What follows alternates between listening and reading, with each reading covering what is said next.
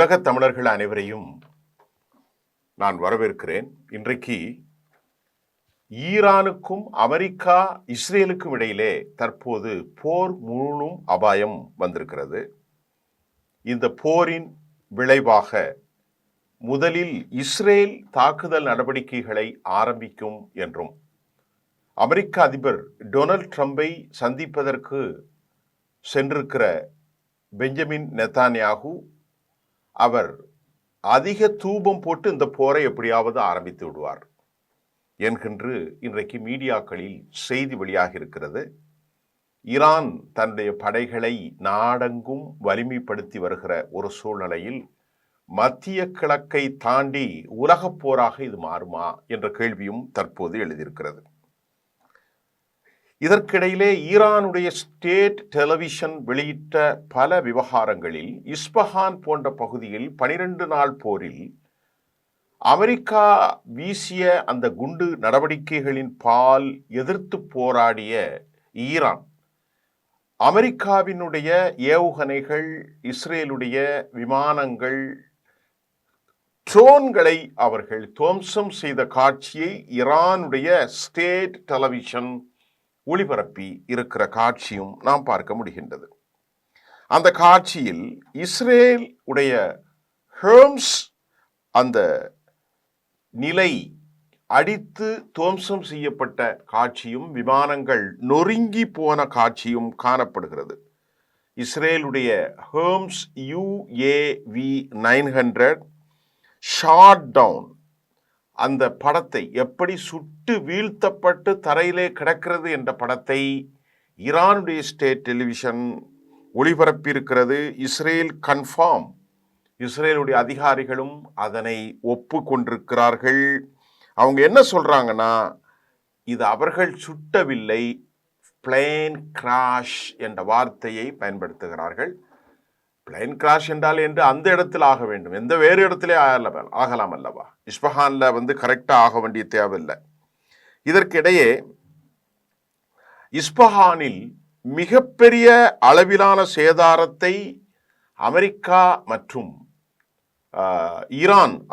மற்றும் Israel சந்தித்ததாக Iran தெரிவித்திருக்கிற கருத்து ஈரானுடைய மீடியாக்கள் 2 நாடுகளுக்கு வெளிச்சம் போட்டி காட்டியிருப்பது மட்டுமல்ல, வெறும் கையால் திரும்பினார்கள். அந்த வார்த்தையை நான் உங்களுக்கு பதில் சொல்றேன். அங்க இழந்து வெறும் கையோடு திரும்பினார்கள். அமெரிக்க போர் ஒப்பந்தம் ஈரான் நாட்டில் ஆயிரக்கணக்கான இந்த உளவாளிகளையும் படுகொலை செய்தார்கள். இந்த போர்ல என்ன சொல்றாங்கன்னா, எங்களை தாக்குனாங்க, ஆனால் வெறுங்கையோடு சென்றாங்க. 12 நாள் போரில் அவர்கள் பெரிய நஷ்டத்தை அடைந்தார்கள். ஏராளமான நாங்கள் பலிஸ்டிக் ஹைப்பர்சோனிக் மூலம் அவர்களை அழித்தோம். அமெரிக்க போர் நிறுத்தம் எங்களை கெஞ்சினார்கள், வெறுங்கையோடு திரும்பினார்கள் என அறிவித்திருக்கிறார். பெஞ்சமின் நெத்தான்யாகு நடவடிக்கைகள் அவர்கள் அமெரிக்காவை நோக்கி ஓடுவதாக அந்த நாட்டிலிருந்தே குரல் எழும்புகின்றது. அந்த நாட்டில் எதிர்க்கட்சி தலைவர்கள் பெஞ்சமினை கடும் கண்டனத்துக்கு உள்ளாக்கி இருக்கிறார்கள். பெஞ்சமின் நெத்தான்யாகு ஈரானோடு போரிலும் தோல்வி கண்டிருக்கிறார், ஹமாஸினுடைய போரிலும் தோல்வி கண்டிருக்கிறார் என கோலான் எதிர்க்கட்சி தலைவர் கடும் கண்டனத்தை தெரிவித்திருக்கிறார். இதற்கிடையில டிசம்பர் 22ஆம் தேதி 2 தினங்களுக்கு முன்பு ஈரானில் மிகப்பெரிய நகரங்களை எல்லாம் நோக்கி ஒரு எல்லை அவர்களை வரையறுத்து அதில் அவங்க ஏவுகணைகள் சோதனைகளை பெரிய அளவில் செய்து வெற்றி கண்டிருக்கிறார்கள். ஈரான் இந்த ஏவுகணை திட்டம் அதிகரிப்பதன் காரணமாக மத்திய கிழக்கில் ஒரு அன்ஸ்டெபிலிட்டி ஏற்படும் என்று யூரோப்பிய யூனியன் கடும் கவலையை அவர்கள் தெரிவித்திருக்கிறார்கள். அதற்கு பதட்டம் ஏற்படும், பாதுகாப்பு சூழலை இல்லை என ஐரோப்பிய ஒன்றியத்தினுடைய இந்த கருத்தும் இந்த போர்நிலை குழுவுக்கு எதிராக தற்போது வெளியாகி இருக்கிறது.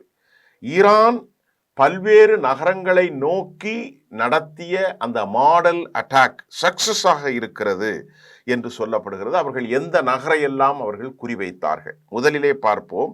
கொராமாபாத், மகாபாத், அதற்கு பிறகு இஸ்பஹான், தெஹ்ரான் அண்ட் மஷாத் இதுல என்ன நடத்தினாங்க? சொந்த நாட்டுக்குள்ள அவங்க அடிக்கல.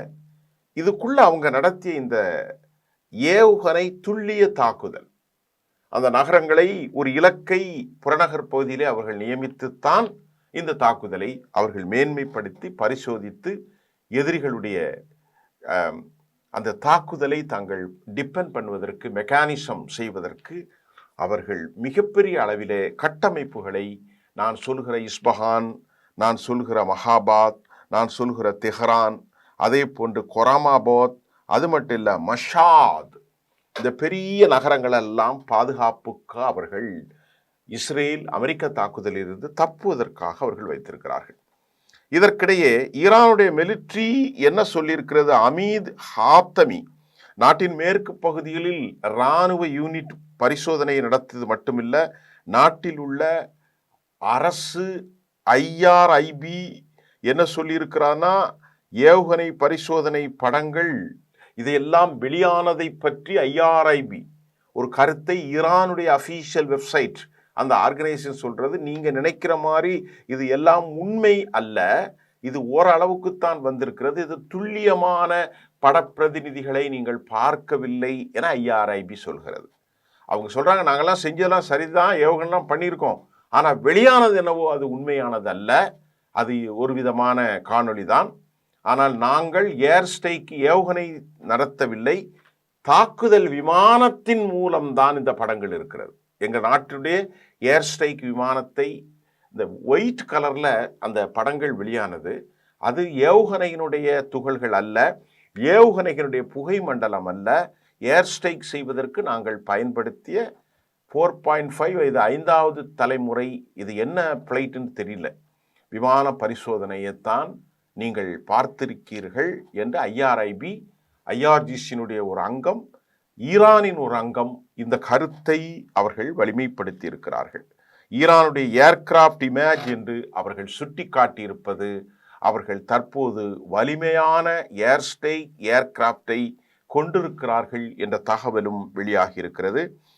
பொதுவாக இப்பொழுது அவர்கள் வைத்திருக்கிற இந்த நிலைகள் கல்ஃப் நாடுகளை குறிவைத்து கடற்படை பயிற்சிகள், 12 நாட்களில் நடந்த போரில் அவர்கள் பெற்றிருக்கக்கூடிய அடிப்படையான அந்த அனுபவம் மூலம் மேலும் தொழில்நுட்ப கட்டமைப்புகளும், ஏவுகணை தாக்குதல்களும், வலுவான தொழில்நுட்ப பரிசோதனைகளையும் தொடர்வதை பார்க்கின்ற போது இந்த போர் தவிர்க்க முடியாத ஒன்றாக மாறியிருக்கிறது என்று சொல்லப்படுகிறது. அதே மாதிரி யாயிர் லாஃபீட் போன்ற தலைவர்களும் மற்றவர்களும் அவர்கள் இதனை மிக கடுமையாக கண்டித்திருக்கிறார்கள். யாயிர் கோலான் போன்றவர்களும் மிகப்பெரிய தோல்வியை இஸ்ரேல் சந்தித்திருக்கிறது. ஹமாஸையும் அழிக்கவில்லை, ஈரானிலும் அழிக்கவில்லை. நாம் அழிந்தோம், நாம் கட்டமைப்புகளை நீக்கினோம், இராணுவ வீரர்களை அழித்திருக்கிறோம், பெரும் பொருள் நட்டம் ஏற்பட்டிருக்கிறது, நாடு வளர்ச்சியை விட்டு பின்னோக்கி இருக்கிறது, இராணுவ பெரும் தகவமைப்புகளை இல்லாத அளவுக்கு ஒரு நட்டாம் நடுநிலையில் ஊன்றுகோல் இல்லாத நிலையில் இருக்கிறதுங்கிறத கோலான் எதிர்க்கட்சி தலைவர் கூறியிருக்கிறார். இதற்கிடையிலே ஆயத்துல்லா கோமினி மிக பெரிய அளவில் பரிகாசம் செய்திருக்கிறார். அமெரிக்கா இஸ்ரேல் சதான் ஃபோர்ஸை நாங்கள் துவம்சம் செய்யும் வரை ஓயப்போவதில்லை என்பதை ஆயத்துல்லா கோமினி அவர்கள் பரிகாசம், he made a mock statement against US and Jews force என்றுதான் செய்திகள் வெளியாகி இருக்கிறது.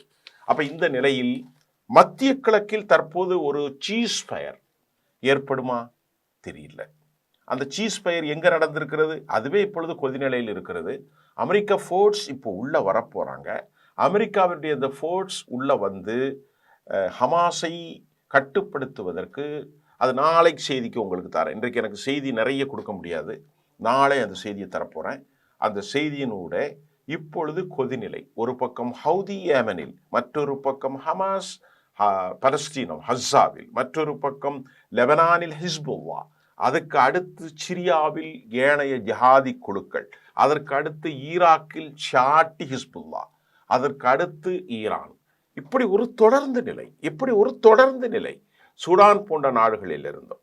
அதே போன்று எகிப்தில் வரைக்கும் லிபியாவில் இருந்த வழிப்பாதை, அதே போன்று தாக்குதல்களை நடத்துவதற்கு ஈரானுடைய ஆயுதங்கள் தரைவழியாக கடத்தப்பட்டு சிரியாவின் கிராமங்களின் மூலம் லெபனானை அடைகின்ற தகவலையும் நான் ஏற்கனவே சொன்னேன்.